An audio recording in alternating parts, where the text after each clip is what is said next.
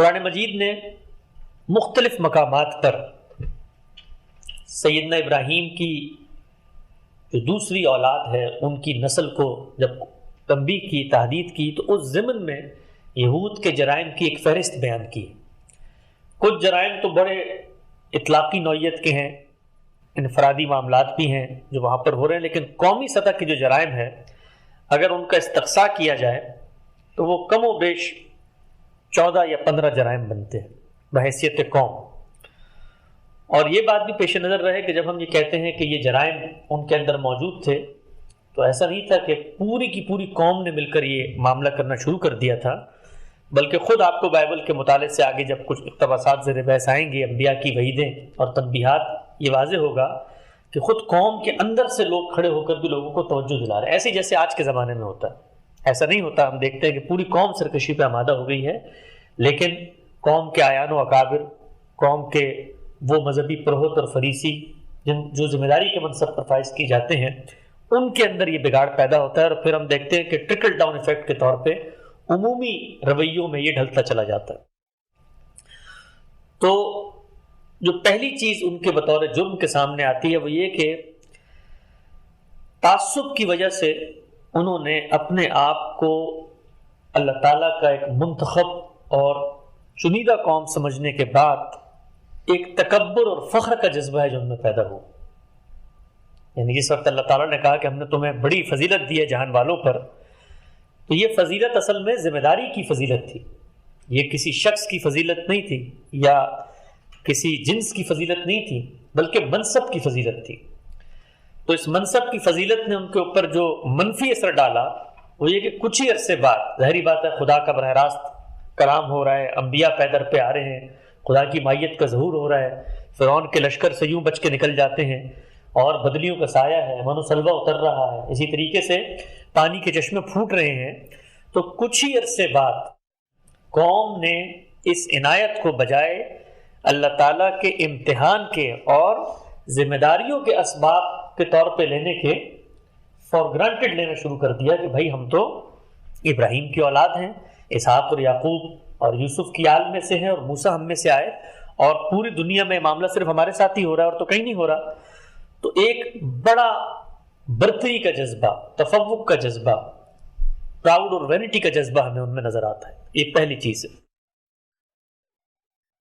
دوسری چیز ہے کہ تفوق کا جذبہ بحیثیت امت ان کی رویوں میں ڈھلا، اور یہ جو فضیلت کی پوری بحث تھی اس نے ان کو غرور اور تکبر میں مبتلا کر دیا۔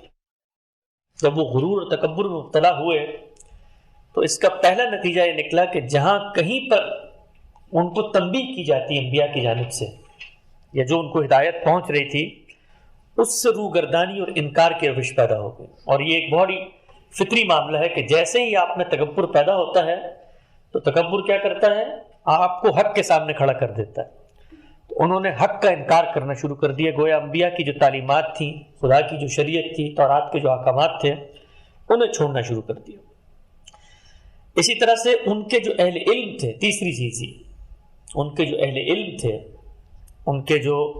فریسی تھے، فقیہ تھے، وہ قاضی تھے جن کو امامت کے منصب پر فائز کیا گیا کہ لوگوں کو تعلیم دیں، انہوں نے اپنے آپ کو اور اپنے حلقہ احباب کو عام بنی اسرائیلیوں سے، عام لوگوں سے بالکل مختلف سمجھنا شروع کر دیا۔ گویا عوام کے بارے میں ان کے لیے ایک کمتر جذبہ اور اپنے بارے میں ایک برتری کا احساس، ایک علو کا احساس پیدا ہو گیا کہ ہم تو مذہبی لوگ ہیں، ہم تو خدا کے برگزیدہ ہیں، ہم خدا کی شریعت کو جانتے ہیں، تورات کو جانتے ہیں۔ اسی طریقے سے موسیٰ علیہ السلام کے احکامات کو روئے زمین پر عمل پیرا کرنے کے لیے کارفرما ہیں۔ تو ایک مذہبیت ہمیں وہاں پر جنم لیتی ہوئی نظر آتی ہے فقیہوں کی، اور وہ فقیہ جو قانون کا جو علم ہے اس کو بنی اسرائیل پر لاگو کر رہے تھے۔ اسی طریقے سے تورات کی ایک مخصوص تعبیر پر اصرار کر کے باقی جتنی تعبیرات ہیں ان کی نفی کرنے کا ایک جذبہ، یعنی جو کچھ تورات کا حکم ان کو سمجھ میں آیا ہے، اگرچہ باقی لوگ انہیں بتا رہے ہیں کہ اس حکم کا مقصد یہ نہیں ہے، باقی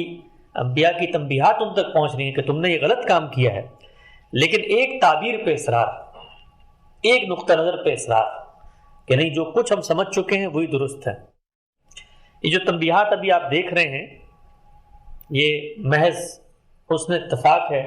کہ شاید آپ کو محسوس ہو رہا ہو کہ یہ تو ساری وہی باتیں ہیں جو آج کل ہمارے یہاں بھی پائی جاتی ہیں، یعنی اس میں سے اب تک کوئی ایسی بات سامنے نہیں آئی کہ جو ہمارے یہاں نہ پائی جاتی ہے۔ تو اس سے آپ اندازہ کر سکتے ہیں کہ قوموں کے اندر جب خرابی پیدا ہوتی ہے، بالخصوص مذہبی مناسب دی ہوئی قوموں کے اندر، تو اس کا معاملہ کیا ہوتا ہے۔ تو تورات کی مخصوص تعبیر پہ اصرار کرنا اور باقی تمام جتنی تعبیرات ہیں ان کو گمراہی سمجھنا، ان کو فتنہ گرداننا۔ پانچویں چیز ہے کہ خدا کے حلال کو حرام کرنا اور خدا کے حرام کو حلال کرنا، یعنی جو اللہ نے چیزیں ممنوع قرار دی ہیں ہیلے بہانوں سے، کٹ حجتیوں سے، اور اسی طریقے سے اپنی خواہشات سے ان کو تبدیل کر دینا۔ بھئی اس سے تو فتنہ پھیلے گا، اس سے تو نقصان ہوگا، اور اس سے تو قوم کے اندر دوری پیدا ہوگی، تو وہ احکامات جو اللہ نے حرام نہیں قرار دیے تھے خود سے آگے بڑھ کے ان کو حرام قرار دینا شروع کر دیا۔ اسی طریقے سے دنیا میں لوگوں کو بخشش اور جنت کی نوید سنانا کہ ہم تو اہل یہود میں سے ہیں، ہم تو مثال کے طور پہ بنی اسرائیل میں سے ہیں، ہمیں تو اللہ نے منتخب کیا ہے، تو یہ کیسے ہو سکتا ہے کہ ہم جنت میں نہ جائیں؟ جنت میں تو صرف ہم ہی جائیں گے، اور اگر ہم سے کوئی غلطی کوتاہی ہو بھی گئی ہے تو یہ آگ ہمیں تھوڑی دیر کے لیے چھو لے گی، لیکن جہنم ہمارے نہیں بنائی گئی، ہم تو چنیدہ لوگ ہیں، ہم ہی جنت میں جائیں گے اور باقی جتنے لوگ ہیں وہ جہنم میں جائیں گے۔ تو یہ رویہ ان کا سامنے آتا ہے۔ اسی طرح سے ناحق جنگیں شروع کرنا، ذاتی مفاد کے لیے جنگیں شروع کرنا، سیاسی مفاد کے لیے جنگیں شروع کرنا، اور جنگ شروع کرنے کے بعد اللہ کے قانون کے مطابق قیدیوں سے فدیہ لینا۔ یعنی ہونا تو یہ چاہیے تھا نا کہ اگر آپ جنگ جیسا بڑا عمل کرنے جا رہے ہیں تو اس میں اللہ کی شریعت کی پاسداری کرتے ہیں، لیکن جنگیں شروع کر دی، مار دھاڑ شروع کر دی، اور اب اس کے بعد جہاں پر مفاد کی بات آئی ہے، فائدے کی بات آئی ہے، تو وہاں پر خدا کی شریعت لے آنا کہ بھئی یہ تو اللہ نے کہا ہے کہ جو قیدی ہیں فدیے کے بغیر نہیں چھوڑنے۔ تو اللہ کا حکم تو پہلے یہ تھا کہ جنگ بھی بغیر کسی عذر کے نہیں کرنی، تو اپنے مفادات کے تحت شریعت کے احکامات کو استعمال کرنا، ناحق جنگیں شروع کرنا۔ اسی طرح ناحق اختلاف پر قتل کرنا اور اپنے مریدوں کو قتل کے فتوے دے کر اکسانا۔ خود ہم نے دیکھا کہ انبیاء بنی اسرائیل کی تاریخ میں یہ معاملہ اس قدر بڑھ گیا کہ پھر آخر میں انبیاء کے قتل کے در پہ وہ ہو گیا، اور پھر اسی قوم نے جس قوم کو منتخب کیا تھا انہوں نے اپنے ہی انبیاء کو قتل تک کر دیا۔ تو یہ جو رویہ تھا یہ ایک دن میں پیدا نہیں ہوا، بلکہ اس کی ابتدا ایسے ہوئی کہ جو کوئی اختلاف کر رہا ہے، جہاں پر ان کی جو تعبیر ہے اس سے مختلف صورت سامنے آ رہی ہے، اس کا رستہ روکنے کی ایک پوری کوشش وہ نظر آتی ہے۔ اسی طریقے سے خدا کی آیتوں کو فتووں کی صورت میں ذاتی مفاد کے لیے بیچنا اور استعمال کرنا۔ خود قرآن مجید نے بے تحاشا مقامات بتایا ہے کہ تھوڑی تھوڑی قیمت پہ ثمناً قلیلہ یہ اللہ کی ہدایات کو، اللہ کی آراء کو بالکل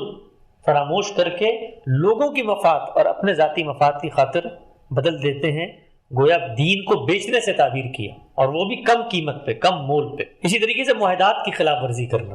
جو معاہدات قوموں کے ہو رہے ہیں، باہمی معاہدات ہو رہے ہیں، آپس میں لین دین کے معاملات ہو رہے ہیں، ایک قومی رویہ سامنے آتا ہے کہ اس کی پاسداری ان میں نظر نہیں آتی۔ اسی طریقے سے ظاہر پرستی، اصرار ہے شریعت کے ظاہری شاکلے کی نمود کا، اس کی مثالیں چند آگے قرآن مجید سے زیر بحث بھی آئیں گی۔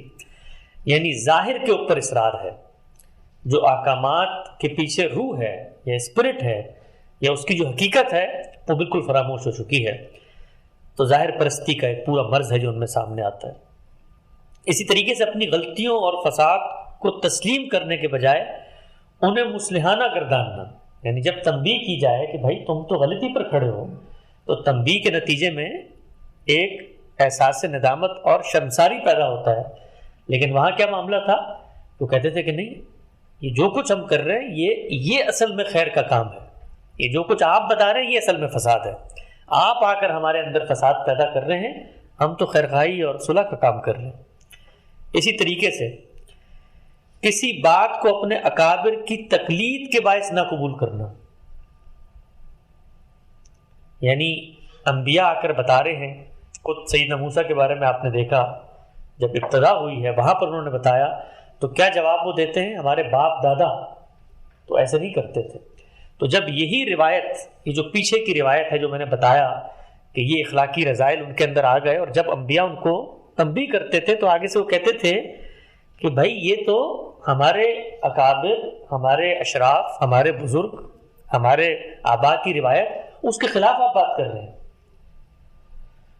تو یہ ایک چھوٹی سی میں نے آپ کے سامنے تصویر رکھی ہے ان کے عمومی رویے کی. کچھ قرآن مجید سے ہم ان آیتوں کو بھی دیکھتے ہیں جس میں اللہ تعالیٰ نے یہ بتایا ہے کہ کیسے پھر یہ کام کرنے لگے, اور قرآن مجید میں مختلف موقعوں پہ ان کی بگاڑ کی ایک تصویر بھی جو ہے وہ سامنے آتی ہے. تو اس سے آپ اندازہ کر سکتے ہیں کہ قوموں کے ساتھ کیا معاملہ ہوتا ہے. اور یہ جب آپ ابھی پوری فہرست سن رہے ہوں گے تو آپ کو اندازہ ہو رہا ہوگا کہ جیسے میں کوئی آج کی داستان سنا رہا ہوں. یعنی مذہبیت کے اندر, اور جس وقت کسی قوم کو اس جگہ پر فائز کر دیا جاتا ہے تو جو کچھ پیدا ہوتا ہے اس سے کچھ مختلف نتائج نہیں ہیں جو مثال کے طور پہ آج بھی ہمارے سامنے نظر آتے ہیں. بالکل وہی تصویر ہے, اور اللہ تعالیٰ نے یہ تنبیہ کی انہیں کہ یہ کام جو تم کر رہے ہو اس کام کا ایک نتیجہ مرتب ہوگا. تو قرآن مجید میں بے تحاشا مقامات پہ ان کے ان جرائم کی اخلاقی فہرست بھی بیان ہوئی ہے. مثلا قرآن مجید نے بتایا سورہ بقرہ میں کہ کثرت سوال کی بیماری تھی انہیں. انبیاء کو ہدایت دیتے تھے, بات کرتے تھے, بجائے یہ کہ اطاعت فرما برداری سے اس پہ عمل کریں, اس میں سے جس کو آپ کہتے ہیں کٹھجتی کے ساتھ ہیلے بہانے کرنے کے لیے سوالات کرتے تھے. اسی طریقے سے سورہ بقرہ میں کہا گیا کہ اللہ کے علم کو مقید کر دیتے تھے. یعنی یہ کہ جی اللہ کی ہدایت سب کے لیے ہے, آپ سب تک پہنچائیں, چھپاتے تھے اللہ کی ہدایت جب ان تک پہنچتی تھی. یہی معاملہ کلام الہی میں تحریف کی صورت میں نکلا. اللہ کی آیتوں ہی کو بدل دیا, پلٹ دیا, اس کے الفاظ بدل دیے, اس کی حقیقت کو بدل دیا. اسی طریقے سے کلام اللہ میں الٹ پھیر بھی ہو رہی ہے. جو ان کو ہدایت دی جا رہی ہے تورات کی صورت میں, اس کی حفاظت کا اہتمام بھی نہیں ہے. آخرت کے عقیدے میں بھی خرابی ہے. یہ کہنا کہ جی ہم تو بچ جائیں گے, ہمیں تو آگ صرف چند دن ہی چھوئے گی, اس کو بھی قرآن مجید نے بیان کیا. اخروی نجات کے متعلق اگزام ہے ان کے اندر. اسی طریقے سے بدعملی کے باوجود قوم کے اندر احساس ندامت نہیں ہے, اور جب قوم کے اندر احساس ندامت نہ ہو تو اس کا نتیجہ یہ نکلتا ہے کہ قوم جو بھی تنبیہ ان تک پہنچ رہی ہے اس کو سننے کے قابل نہیں رہتی. تو بے تحاشا ان کے جرائم ہیں جو خود قرآن مجید نے بیان کیے. مفروضوں کے اندر اللہ کی ہدایت کو جاننے کا علم ہے, منطقی طور پہ اللہ کی ہدایت کی انٹرپریٹیشن کا علم ہے, اور غیر یہودیوں کے ساتھ جو چاہیں آپ ناانصافی کا سلوک کر رہے ہو لیکن اپنے ساتھ اللہ کی شریعت کی پاسداری کا پورا ایک تصور ہے. تو اکثریت بگاڑ کا باعث بنی, اور یہ جو بگاڑ ہے یہ پھر بڑھتا چلا گیا.